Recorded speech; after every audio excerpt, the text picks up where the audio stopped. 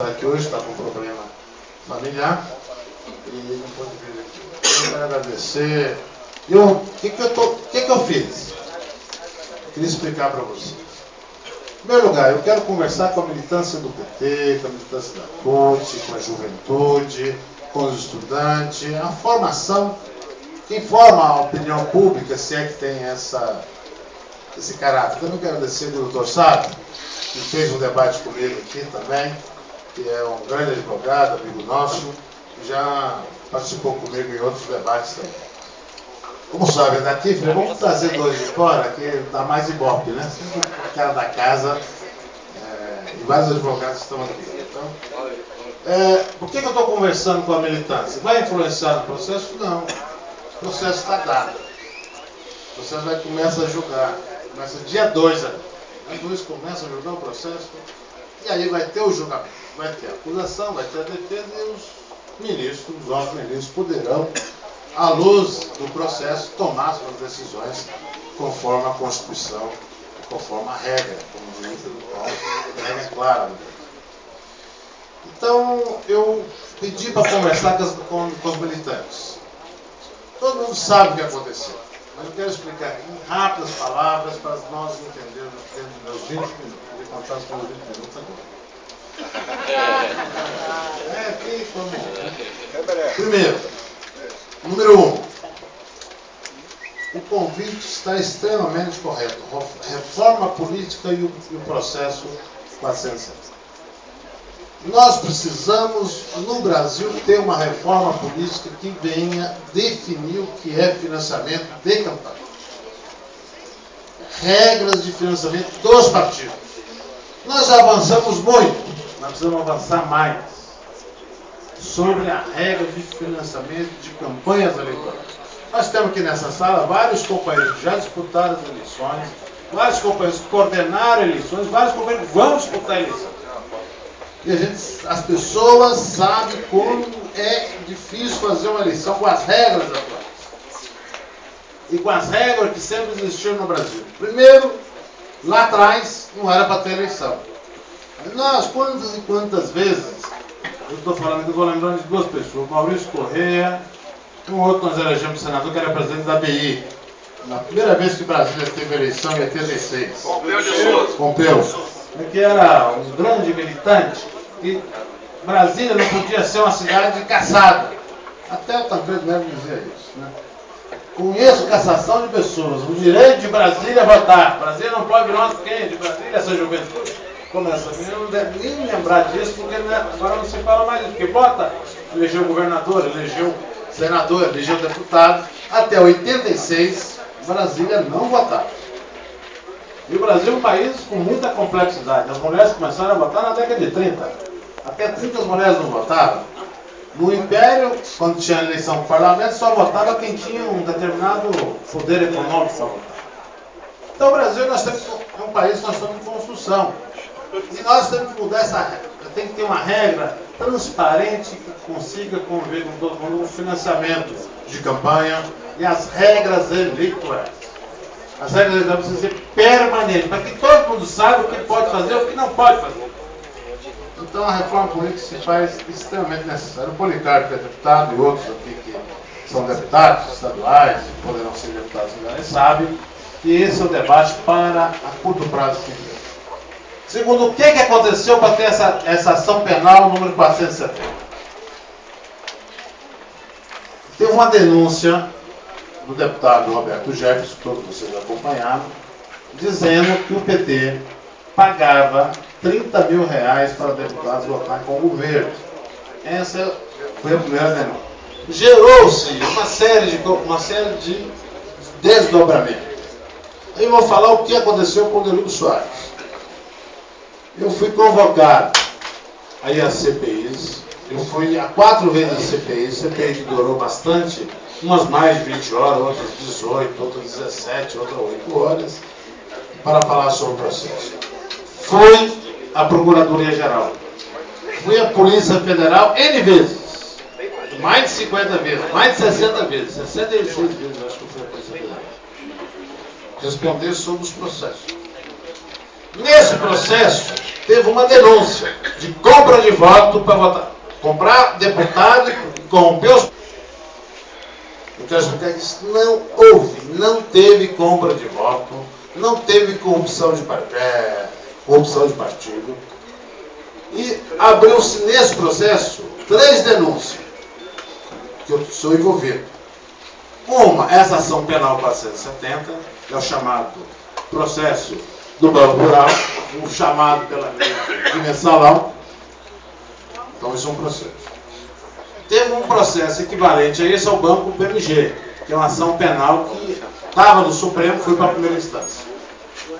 E uma ação civil da Procuradoria de Brasília, que são 5 ações cíveis, como o PT, o PMDB, o PP, o PL na época, o PTB, os 5 partidos que estão envolvidos na denúncia.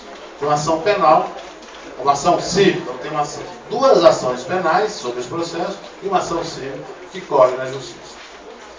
Então esse é o processo. Vamos tratar dessa ação penal, da 470, que a mídia e as pessoas usam chamar de mensalão. Vou tratar dessa. O que aconteceu? Terminada a eleição de 2002, nós, durante a eleição, nós tínhamos feito um acordo com o PL na época, com o deputado Valdemar Costa Neto, um acordo de financiamento daquela campanha, porque o PL tinha indicado um vice e eles tinham dificuldade de captar, porque não era cabeça de chapa, e que a campanha deveria repassar dos arrecadados 25% do que arrecadados para o PL na época. Esse acordo foi feito entre nós. Quando chegou o meio da campanha, a campanha encontrava dificuldade. Eu chamei o deputado Valdemar Costa Neto e falei: deputado, o senhor tem condições de arrumar um dinheiro emprestado para que possa, terminadas as eleições, para cobrir esse orçamento? Você falou: posso fazer. E assim ele fez. Quando acabou a campanha, nós tínhamos aquele compromisso. Isso aqui está na página, contado pelo Zé Alencar. Todo mundo tem ação penal aí, não tem, na mão? Ela está na página 46.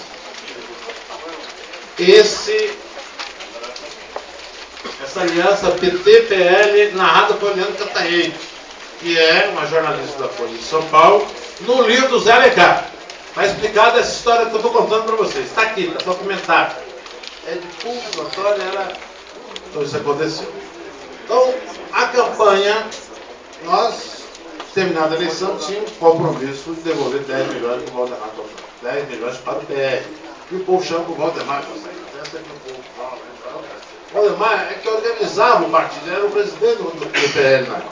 Para os seus deputados, diretórios regionais, como tem o PT, como tem os outros partidos.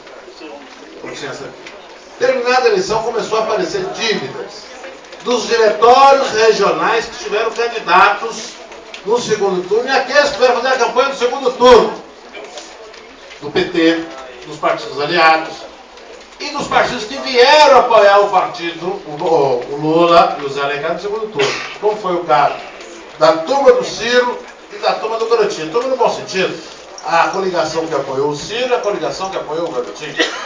As 2 coligações vieram apoiar a chapa Lula, Zé Alencar no segundo turno. Isso foi feito. E nós tomamos a iniciativa de tratar com essas pessoas e autorizar a campanha. As campanhas foram feitas, depois apareceram as dívidas. E as dívidas eram cobradas, passada aí março, já fevereiro, março, começou a cobrar as dívidas das pessoas. As pessoas não tinham como pagar, porque foi cobrando, todo mundo foi jogando para o Diretório Nacional. E o Diretório Nacional tinha um tesoureiro. Tinha uma reunião menor do que essa, né, de todos os tesoureiros estaduais, ouvindo todos os outros partidos, todas as questões, chamamos, conversamos, fizemos quanto era a dívida. A dívida do PT, da festa, da festa da posse, e as dívidas dos estados e dos aliados, de 60 milhões de reais. Eu fui aos bancos, o diretório autorizou, viabiliza, resolve o assunto. Eu fui em vários bancos. Isso está no meu primeiro depoimento na Procuradoria-Geral da República, doutor Antônio Fernandes. Fiz um depoimento ao doutor Fernandes, antes, na CPI. Essa história está lá contada aos bancos. Os bancos todos dispuseram a financiar, mas quando nós fechamos o melhor acordo bancário, que era com o Banco Rural e com o BMG, o PT não tinha lastro financeiro para pegar 60 milhões. Podia pegar 6 milhões. Eu peguei desses dois bancos, formal, ao PT, 3 milhões do Rural e 2 milhões de parcelas do BMG. Os demais recursos que precisava, o próprio banco sugeriu: por que você não pega uma empresa que tenha lastro, a gente financia e depois vocês pagam a empresa que não paga. Eles usaram aquele dinheiro porque era o pessoal que estava, deputado, diretório regional, pessoal tudo sendo cobrado, não dívida deles, dívida da campanha que tinha ficado para trás do segundo turno. E assim foi feito. O Marcos Valério colocou as suas empresas à disposição e nós temos um acordo com o Marcos Valério sobre o assunto que está muito bem esclarecido na mídia. Tudo. Então eu quero dizer para vocês, a partir daí teve a denúncia. Né? Teve o processo, porque nós uma relação de empréstimo com o Banco Rural e o BMG via as empresas do Marcos Valério e o PT. Porque o PT não tinha laço financeiro para pegar os empréstimos. Né? E o Marcos Valério tinha tido uma arrecadação, um faturamento das suas empresas em 2002. Em 2002, que tinha laço para pegar mais do que isso de empréstimo aos bancos. O volume eu não sei, não lembro mais. Então, foi feito isso. Nas CPIs, vocês lembram o comportamento que foi da CPI. A CPI era verdadeiro palco. Depois teve todo o processo de informação. Teve a denúncia do Ministério Público. A denúncia foi acatada pelo Supremo Tribunal Federal. E naquele processo eu fui acusado em tinha 3 crimes que me acusaram: peculato, formação de quadrilha e corrupção ativa. O peculato, ganhamos por 10-0, eu ganhei por 10-0 no STF, a ministra Hélia era presidente do STF, não votou, ela não votou. Ganhamos por 10-0 e não teve peculato. Então o dinheiro público não existiu ali. Depois, com a comprovação, com a instrução do processo, sai agora a decisão, a semana passada, por unanimidade. O Tribunal de Contas da União negou que as contas, o acordo do Banco do Brasil com as empresas do Marcos Valério, não era um acordo regular, normal de tudo que começou. Não teve dinheiro público. No caso da minha acusação e do processo, agora eliminou de vez dinheiro público. Então, isso é muito importante para o processo. Essa decisão não me afeta no julgamento, mas afeta o processo como todo, esclarece para a sociedade como todo. Unanimidade no Tribunal de Contas da União. Teve o relator da ministra Ana e teve depois o julgamento. Então foi feita a instrução, teve a denúncia e a instrução do processo. A instrução do processo, o que foi? Polícia Federal, análise dos documentos, dos depoimentos de todo mundo que foi a Polícia Federal, não foi pouca gente. Teve a instrução das buscas, os documentos em busca e apreensão, que não foram poucas, as perícias das provas, testemunha de acusação e de defesa. A testemunha de acusação e defesa, nenhum corroborou com a tese do Ministério Público. Para vocês terem uma ideia, na página 33, está aqui o nome de testemunha que se refere ao meu caso. Citaram meu nome, ou foi perguntado. E tem mais, são os mais 600 testemunhas, mas 100 e poucas testemunhas não falaram meu nome. Os meus advogados não é que desprezou elas, não considerou para fazer a alegação final. Das 394 testemunhas, nenhuma ouviu falar de compra de voto. E tem deputados, senadores e pessoas, testemunhas de acusação. Dessas 394, tem 41 de acusação apontadas pelo Ministério Público. Depois vem a pergunta se receber dinheiro para votar com o governo. Também zero. Não tem nenhuma testemunha que colaborou. Não tem um documento nas buscas de apreensão, na Polícia Federal, oriundo da CPI, que a CPI produziu, que prova compra de votos, corrupção dos partidos, como está desacusando. Então não tem nenhuma A Procuradoria não conseguiu provar nada da denúncia. O STF aceitou a denúncia. Aí tem um processo de instrução.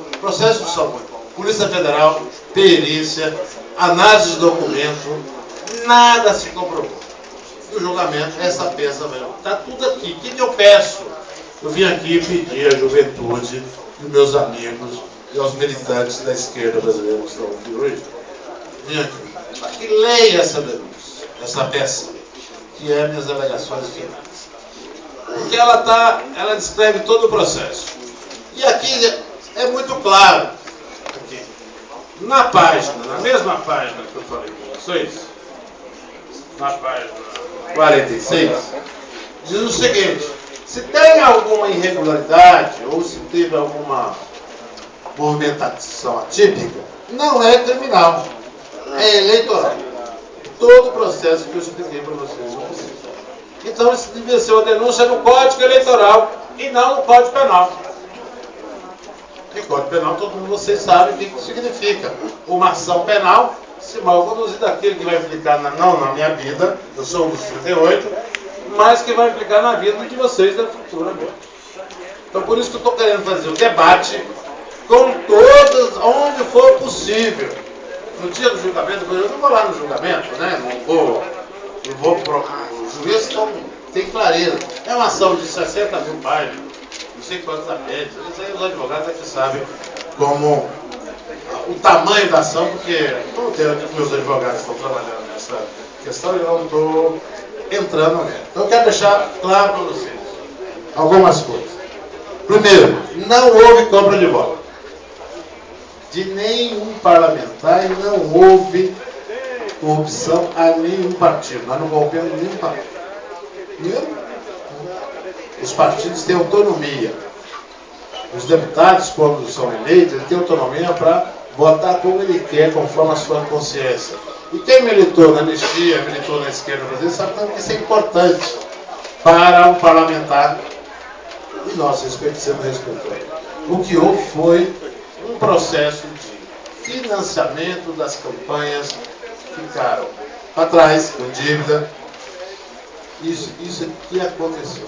Então isso deveria ser, se é que tem uma irregularidade, deveria ser na ação eleitoral.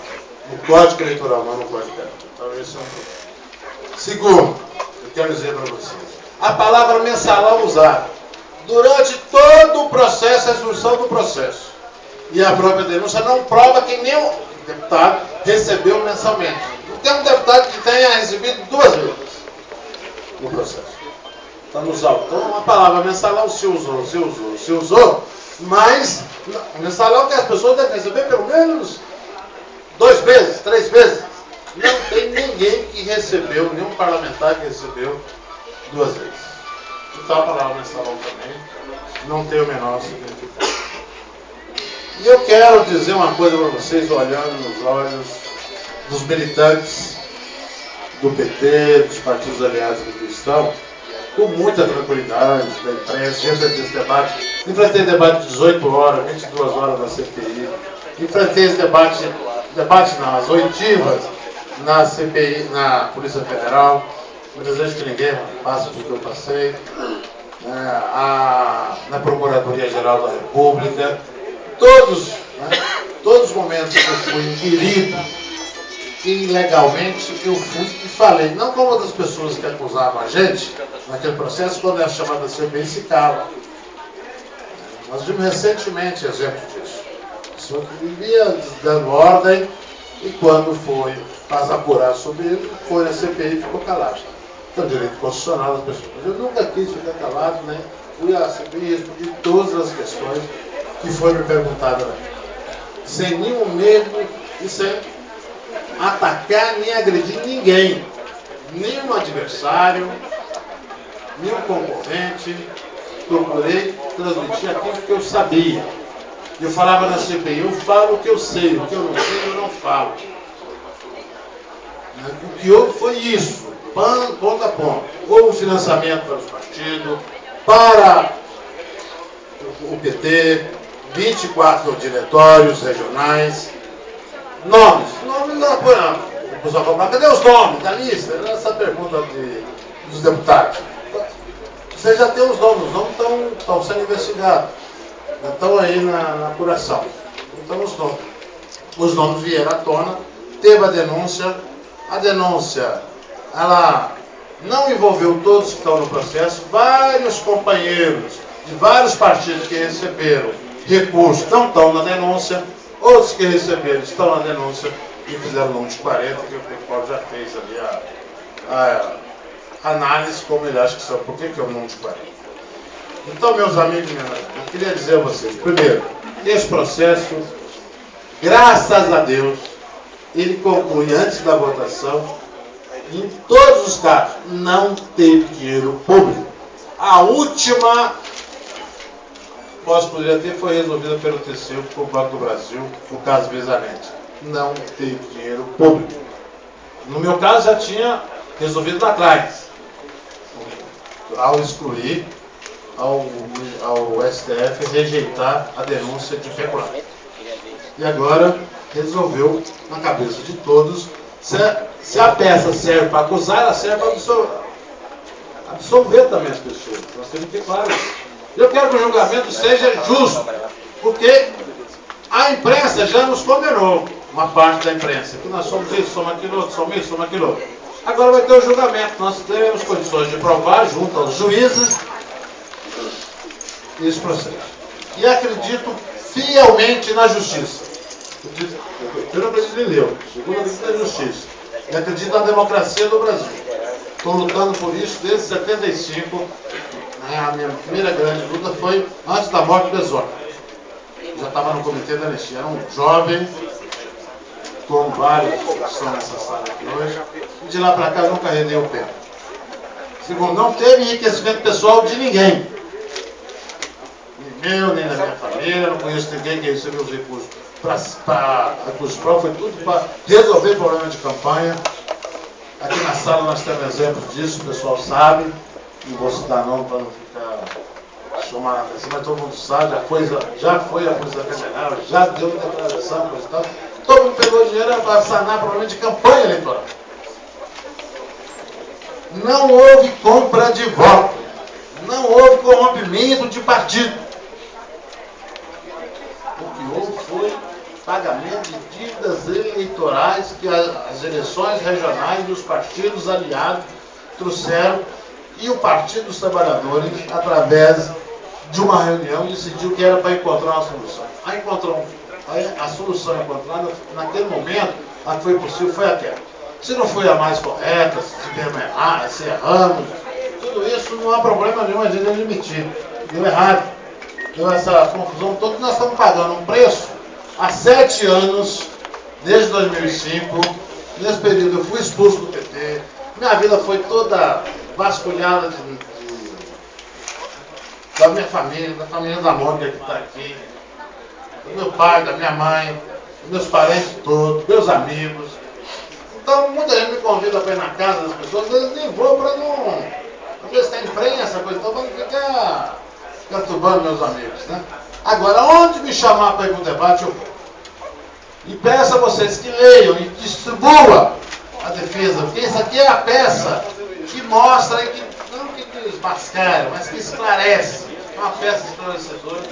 E o Ministério, que o STF, vai ter oportunidade de julgar. E peço a todos os militantes que estão aqui nessa sala que tenhamos confiança na justiça, serenidade. O processo, ele já foi falado, muita gente que nos acusava, quando faz mal feito, é feito mal feito, a gente vê o comportamento que teve. Nós militantes da esquerda, devemos ter um comportamento, primeiro, com tranquilidade. E eu quero dizer, encerrando, primeiro, eu não fiquei nesse processo com raiva de ninguém. De nenhuma pessoa. Porque raiva, ódio, não traz felicidade para ninguém. Quer dizer, isso aos militantes mais jovens. Então, a tranquilidade e aguardar o processo, o devido processo, seja qual for o estado do STF, nós devemos ter confiança. E aqui a peça, a minha defesa é cristalina do que foi feito e do que não foi feito. O meu advogado falou uma coisa que eu tenho que falar, que eu aceito ser julgado pelo que eu fiz, não porque fala que eu fiz. Nós estamos sendo acusados de uma coisa que nós não fizemos, que é comprar deputado com o partido. Isso nós não fizemos. O que nós fizemos foi pagamento de dívidas de campanha. E por que eu dei o nome daqueles pagamentos de recursos não contabilizados, diferentes, que era muito mais fácil falar que era Caixa 2. Mas não é o Caixa 2 clássico do Brasil. O Caixa 2 clássico do Brasil é um dinheiro sem origem, paga despesa sem origem. Aquele dinheiro tinha origem, era um empréstimo bancário que nós disponibilizamos aos diretórios regionais. Os diretores regionais não é uma pessoa, tem uma pessoa que cuida disso. As pessoas pegaram o dinheiro. Normalmente era o presidente do partido para resolver o seu assunto. E se eles não prestaram conta da Justiça Eleitoral, a responsabilidade não era minha. O nosso tempo foi viabilizar os recursos. O dinheiro com origem, que está provado, a perícia do COAF e da Polícia Federal provou. Os recursos, mais de 70% foi transferido das contas, foi transferido do banco para as contas das empresas do Marco Valério. Das empresas do Marco Valério até a conta das pessoas foram dados. Ou foi para a empresa ou foi para a conta pessoal para quitar as dívidas locais. E 20 e poucos por cento dos recursos foram em dinheiro. Eles receberam dinheiro, saque das empresas do Marco Valério e entregue pelas pessoas do Marco Valério. Então foi isso que aconteceu. Eu quero agradecer imensamente, mais uma vez, a juventude do PT, do Guará. Quero agradecer ao Policarpo, que é o nosso presidente do partido, que tem dado todo o apoio, aos militantes do nosso partido, ao nosso coordenador da Juventude Nacional, que está aqui, a Ieda, que eu tive lá em Formosa, um debate da Câmara, um debate longo. Quero agradecer a Kedma, que me convidou para ir lá na cidade ocidental, na Câmara. Também ao pessoal de Valparaíso, o Antônio que está aqui, os militantes de Valparaíso que estão aqui, no debate lá que foi coordenado pelo companheiro Lucimar, que é a nossa presidente do PT lá em Valparaíso, nossa futura prefeita, se Deus quiser. E quero agradecer a cada um de vocês que vieram aqui hoje e pedir. Divulgue a defesa. Tem aí bastantes exemplares, se for possível a gente providenciar mais, porque é isso que nós temos que fazer. E não ter. Vamos ficar nervosos com o que falam de nós. Já falaram tanto sobre nós, não é mais uma semana, 2 semanas, um mês que nós devemos perder a paciência. Né? Então nós temos que ter clareza que esse foi um processo político, não é um processo pessoal, e é uma disputa política. E todos vocês ficaram sabendo na época o que queriam fazer com o presidente Lula. Ou impeachment ou sanear o presidente Lula para não continuar na presidência. E nós que tínhamos responsabilidade de gestão das questões do PT, cada um assumiu o seu papel.